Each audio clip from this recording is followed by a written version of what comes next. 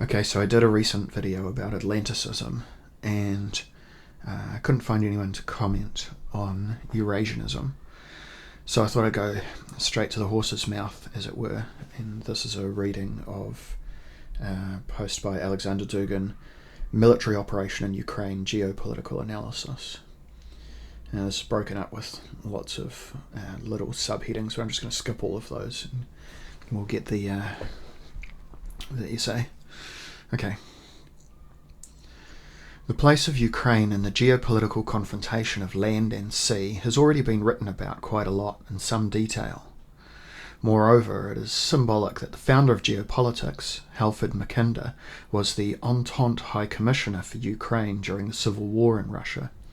And there, in the Wrangel government at the time, the founder of Eurasianism, geographer Peter Savitsky, who was the first in Russian language journalism to mention the term geopolitics himself and outline the main points of this methodology, worked as an assistant to Minister of Foreign Affairs Peter Struve. Mackinder formulated the theory of the Great Continental War, the opposition between the civilization of the sea, the West in general, the British Empire more narrowly, and the civilization of the land, the heartland, Russia, Eurasia, somewhat earlier in 1904 in his famous work, The Geographic Pivot of History. Land, Rome or Sparta, and sea, Carthage and Athens, represents two antagonistic civilizations, opposite in everything, traditional and modern, spiritual and materialistic, military and commercial. The conflict between them is a constant in world history. In recent centuries, when the Great Game, the confrontation between the British and Russian empires, was in full swing, the Great Continental War was embedded in the space of Eurasia. In this space, the heartland represented Russia, and the civilization of the sea, England. England tried to embrace Eurasia from outside, from the oceans. Russia fought back from the inside, trying to break the blockade. The main strip of tension stood out in the special concept of rimland, the coastal zone. It stretched from Western Europe through the Middle East, Central Asia to Southeast Asia, India and China. The sea's goal was to subjugate rimland. The land's goal was to break this influence and break through the shrinking anaconda ring. This was the reason for Russia's advance into Central Asia and the Far East. Hence the main formula of geopolitics. Who controls Eastern Europe controls the heartland. Who controls the heartland controls the world. This is the theory. In his position as High Commissioner of the Entente, Mackinder tried to put theory into practice. The Russian Civil War gave the sea civilization a new chance to push the borders of rimland to the east, at the expense of territories leaving Russian power, Finland, Poland, and most importantly Ukraine.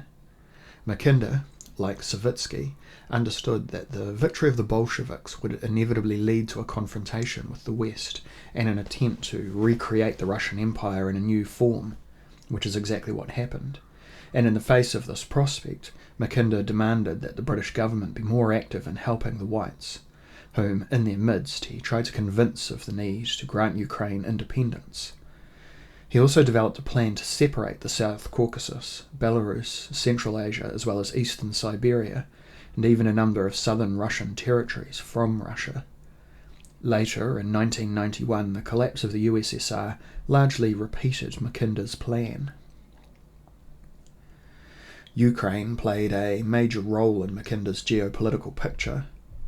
This territory, together with Poland and Eastern European countries, formed part of the Cordon Sanitaire, a strategic zone that should be under the direct control of England and France, the Entente allies at the time, and prevent rapprochement between Russia and Germany. Being held back by a Cordon Sanitaire, Russia-Eurasia could not become a full-fledged empire.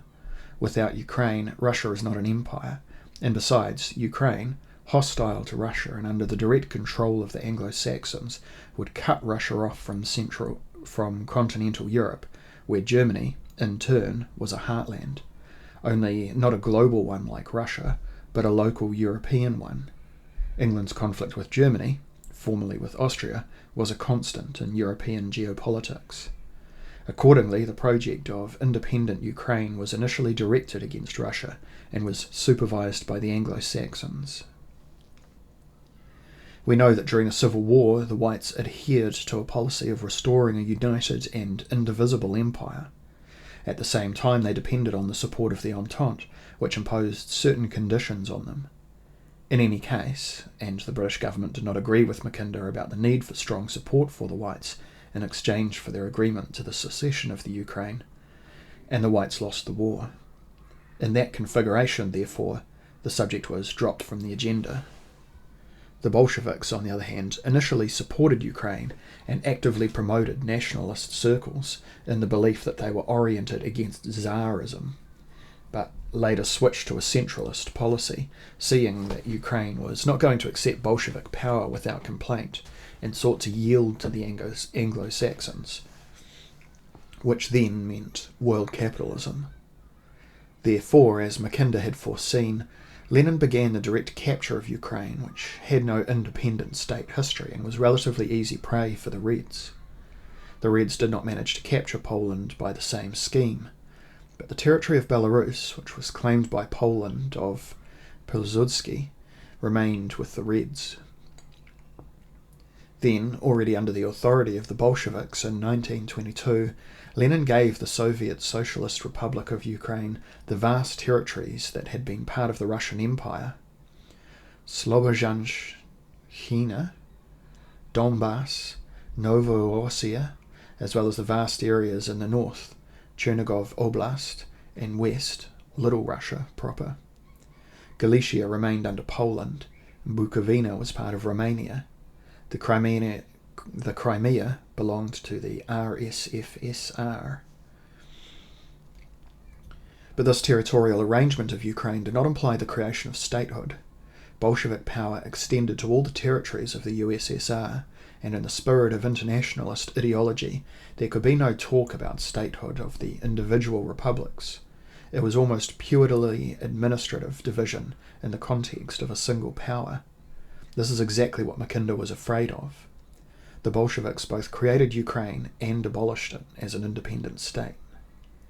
Galicia, Volyn, and Bukovina were annexed to Ukraine before the Great Patriotic War, and Transcarpathia just after the war. But at this point, Russia-Eurasia, in the form of the USSR, moved significantly westward, shifting the border of the land at the expense of Rimland and establishing control over Eastern Europe, which was all under the power of Moscow. Thereby, the USSR broke through and altogether abolished the cordon sanitaire, coming directly to continental Europe and seizing, in fact, the territories of Prussia, GDR. In such a position, deep in the rear of Eurasia, Ukraine existed until 1991. At the same time, for the purposes of purely administrative expediency, within the limits of absolutely unitary state, Khrushchev in 1954 transferred the Crimea to Kiev. From the geopolitical point of view, however, it meant nothing, because all the borders between the subjects of the USSR, the federative republics, were conditional, and in practice meant nothing at all. During the Cold War, the West returned to geopolitics. That's how in 1949, following the models of Mackinder, NATO was created.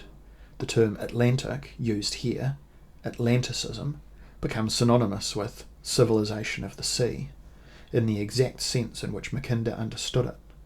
Atlanticism is the West and its allies, the capitalist world, with an Anglo-Saxon core, with the centre in the 20th century, gradually shifting from London to Washington, from England to the United States. Mackinder's map corresponded perfectly to the balance of power in the Cold War, and the two camps, communist and capitalist, were strictly aligned with the land and the sea. The Eastern Bloc was the land, with the USSR at its centre as the heartland. The Western Bloc was the sea, centred in the Atlantic, the Anglo-Saxons, but included the post-war strategic colonies of the United States, the countries of Europe, Japan, and other third world states that proclaimed allegiance to capitalism. They were arranged in staggered order in Asia, Africa, and Latin America, which made up the geopolitical map of global confrontation. Land and sea rarely clashed directly, such as during the Cuban Missile Crisis, and usually acted through their proxy, pro-Soviet or pro-American regimes.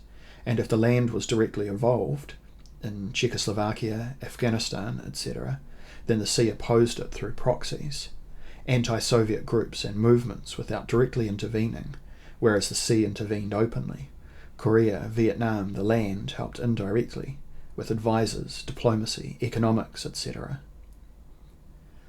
During the Cold War, the problem of rimland again became extremely relevant. Thus, the American geopolitical scientist Nicholas Speakman, revising the theories of Mackinder, came to the conclusion that it is rimland that is the main zone of confrontation. He formulates the law of geopolitics as follows: he who controls rimland controls the world. But this is not a new geopolitics, but a reinterpretation, a minor one, of the weight of the main zones in Mackinder's theory. All the more so because Mackinder himself started with Eastern Europe, that is, with the cordon sanitaire, and it belongs to rimland. In any case, the Cold War, from a geopolitical point of view, was the battle for rimland. Moscow tried to expand its influence through leftist parties and movements in Europe, the Middle East, Asia, Africa, and Latin America. Period. Maoist China was also part of a single socialist camp, that is, part of the Eurasian heartland. As the USSR began to weaken, Atlanticist geopoliticians, Zbigniew Brzezinski, R. Gilpin, etc., began to think and act more avant-garde. In addition to the bipolar model and partial shifting of the balance along the world periphery and along the contours of Eurasia, they began to build more daring concepts of a unipolar world. Thus Mackinder's ideas regained their freshness and relevance. To achieve the decisive and final victory of the sea civilization, it was necessary to break up the Warsaw Bloc, then preferably the USSR, and then what was left of it. In other words, to significantly advance rimland into the depths of the land, restraining it and blocking the access to the warm seas where Russia was constantly trying to reach. One of the consistent Atlanticist geopoliticians was Zbigniew Brzezinski. Back in the bipolar era, he fiercely supported anti-Soviet forces in Afghanistan, up to and including Al-Qaeda. Brzezinski and Kissinger made efforts back in the early 1980s to finally break away from the USSR, China, seeking to include it in the global economy and gradually integrate it into the civilization of the sea. When the destructive processes in the USSR began, the Atlanticists increased pressure on Eastern Europe, provoking, fomenting and supporting artificially anti-Soviet, Russophobic sentiments in every possible way. From a geopolitical point of view, the Soviet and the Russian coincided at the same time. With Gorbachev, the rapid collapse of the socialist camp began. The land was retreating, the sea was advancing, so we should not be surprised by the expansion of NATO to the east. This was originally embedded in the geopolitical theory of Atlanticism. Nothing else could be expected from the Atlanticist policy. When it came to the collapse of the USSR, Mackinder's project to dismember Russia-Eurasia became ever more relevant. The conditional boundaries of the republics within a unitary state, completely and tightly controlled by the Communist Party, suddenly turned into the boundaries of sovereign nation-states. All post-Soviet states were created according to the moulds of the Atlanticists. These entities have no sense other than to be anti-Russia. One of these anti-Russia was the Russian Federation itself. But because the Russian Federation occupied the territory of the heartland, even if significantly shrunk, it still represents the land in the eyes of the Atlanticist geopolitical scientists, that it is the enemy. And to finish off the enemy, it was necessary to push NATO deeper into Eurasia, and also to try and dismember Russia itself. The first Chechen campaign, the wave of internal Russian separatism, etc. All these processes Brzezinski comprehended and helped implement in practice, as Mackinder did earlier. In his famous book, The Grand Chessboard, Brzezinski openly talks about the need to further dismember Russia, to strengthen the cordon sanitaire, etc. Most importantly, Brzezinski understands Ukraine's role in this picture. Brzezinski says that the most important thing, 1, to irrevocably tear off the then hesitant Ukraine from Russia, 2, to turn it into an outpost of Atlanticism, and 3, to impose Russophobic nationalism as the main ideology on its people. Without Ukraine, Russia will never be able to become a full-fledged sovereign power, an empire, an independent pole of the multipolar world. So the fate of unipolarity and globalism, for Brzezinski this is almost the same thing, depends on whether the West will be able to implement the breakaway of Ukraine. After all, if Russia and Ukraine unite, in one way or another, unipolarity will collapse and the geopolitical map will change irreversibly again. The battle for Ukraine and against Russia is a historical constant in the geopolitical strategy of the West. This explains everything from the Declaration of Independence through the Yushchenko-Timoshenko Orange Revolution to the Maidan and 8 years of intensified preparation by Kiev under Atlanticist instructors for military operations to seize Donbass and Crimea. Since the beginning of the 1990s in Russia, just when the USSR collapsed and the Atlanticist agents came to power, former Foreign Minister Andrei Kozyrev directly admitted that he was an Atlanticist. Contrary to the basic political and ideological attitude to liberalism and Westernism, Russia, primarily in military circles, in particular at the Military General Staff Academy, began to develop its own geopolitical school. It was based on Eurasianism because it was the first Russian Eurasians in the 1920s who described the geopolitical map of the confrontation between Russia and the West. Apart from communist ideology, the Eurasians were whites, their ideas were the most suitable in the current situation, in the face of NATO's offensive in the East and Moscow's own incomprehensible, in some places treacherous, politics. The military could not take as friends those whose aggressive intentions and actions against Russia they recorded on an hourly basis, but the Liberal government remained deaf to geopolitics. Nevertheless, the geopolitical school could not be destroyed. Everyone was busy with the fascinating processes of total corruption. Geopolitics perfectly explained what was going on in Eastern Europe in the post-Soviet space in the 1990s. The squeezing of the sea of land, the expansion of the sanitary cordons and rimland territory. But this understanding remained inside military circles, which resented the official policy, but lacked any political weight or influence at the time. The Atlantists, on the other, methodically pursued their cause, nurturing and strengthening anti-Russia, both outside and in part within the Russian Federation itself. Everything changed when Putin came to power. He began to restore Russia's sovereignty, get rid of agents in the country's leadership, focus and develop its military potential, and strengthen Russia's unity. The Second Chechen Campaign, the introduction of federal districts and changes in legislation, strengthened territorial integrity and reinforced the vertical of power. Putin gradually began to increasingly oppose the West and pursue a policy of Eurasian integration in the post-Soviet space. In short, Putin has returned Russia the status of a subject of geopolitics, not its object. He consciously and responsibly joined the Great Continental War on behalf of the land. This could not have been missed in the West, which led to increased pressure on the post-Soviet countries to take more and more anti-Russian position. To integrate more rapidly into Western structures, it affected all post-Soviet countries, but it was primarily Ukraine. It depended on Ukraine to determine whether or not Russia would be able to fully restore its geopolitical sovereignty. According to the laws of geopolitics, without Ukraine, Russia is not an empire, not a pole, not a civilization. But with Ukraine, it is an empire, a pole, and a civilization. And this formula can be read from two positions, the eyes of the sea and the eyes of the land. Obviously, Putin read it through the eyes of the land, as he was and remains the ruler of the heartland, conscious and powerful.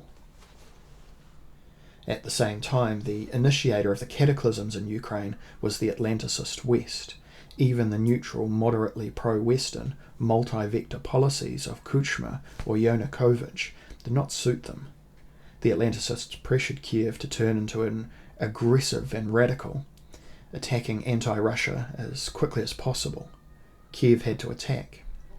This explains the Orange Revolution, the Maidan, and the reasons for the current Russian military operation.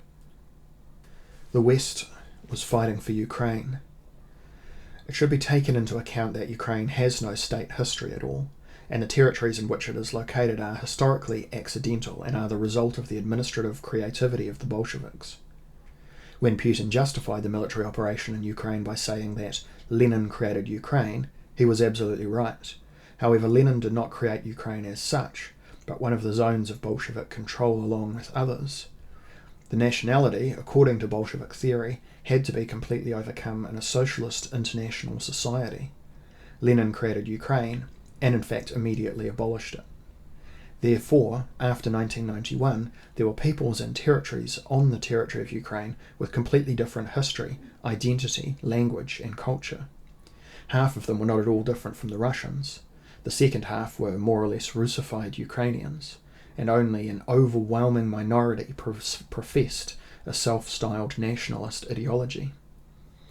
But only this minority was capable, according to Western geopoliticists, of transforming Ukrainians into a nation at an accelerated pace. It was an Atlanticist geopolitical project. In other countries, the West has carefully eradicated nationalism, especially in its radical forms. In Ukraine, however, the West acted in exactly the opposite way, actively supporting all forms of nationalism up to the most extreme. According to Atlanticist strategists, this was the only way to speed up the formation of an artificial, rigidly Russophobic construct, a virtual simulacrum of a nation. That is why the information sphere was so important, as it obsessively inculcated Ukrainians with an unfounded hatred of Russians and everything that united our peoples. Any nonsense was used, up to ancient civilization of ancient Ukrainians, which would have caused only complete bewilderment in the West. However, the entire operation was supervised by the Atlanticist secret services, and that is why the West created an artificial image of Ukraine as a young and openly vulnerable democracy. Suffering from the Russian threat, in fact, a Nazi mindset was obsessively asserted in society, inextricably linked with Atlanticism and even liberal globalism. No matter how much these systems contradict each other, because globalism denies the state, the liberalism any collective identity, and above all national identity. The sharp Russophobic turn by Kiev and the entire Ukrainian society was the result of the 2013 to 2014 Maidan events, culminating in the expulsion and flight of President Yanukovych. Yanukovych was neither a pro-Russian politician nor a Eurasianist. Rather, he was a short-sighted pragmatist. But even this, from the point of view of the West, was unacceptable. The West wanted everything and not everything. Watching Putin's Russia strengthening and taking into account the events of 2008 in Georgia, where the West also pitted Saakashvili against Russia, but the result was clearly not in the favour of the civilization of the sea, the Atlanticists decided to act by the most radical methods. The current US President, Joe Biden, then Vice President, and other members of his team, such as Victoria Nuland, etc., were very actively involved in the overthrow of Yanukovych and in the preparation of the Maidan. The goal was the same as that of Mackinder and Brzezinski, to finally tear Ukraine away from Russia and set the stage for a violent conflict between Kiev and Moscow. Putin responded by reuniting Crimea and supporting Donbass. But this did not solve the problem geopolitically. Putin foiled the plan to accelerate Ukraine's accession to NATO, which included expelling the Russian Navy from Sevastopol, prevented genocides in Crimea and Donbass, but the scale of Ukraine was too great to continue its Eurasian offensive in 2014 and bring the defence of the Russian world to its logical conclusion. At that point, the land came to a halt. The process of the Minsk agreements had begun. But from a geopolitical point of view, it was obvious that no peaceful solution could be found and direct confrontation would inevitably happen sooner or later. Moreover, Russian intelligence received information that the Ukrainian side was only taking advantage of the postponement to prepare a military operation in Donbass and then in Crimea. The nationalist forces that had won the 2014 coup d'etat in Kiev hated Russia even more, deployed massive propaganda to brainwash the population, launched a brutal punitive operation against the residents of Donbass, who were victims of a systematic genocide, and were planning an attack on Donbass and Crimea by the spring of 2022. At the same time, Kiev, together with the West, was developing plans to build its own nuclear weapons. In addition, there were biological laboratories scattered through the Ukraine engaged in illegal experiments to produce bioweapons. All of this was part of a single Atlanticist geostrategy.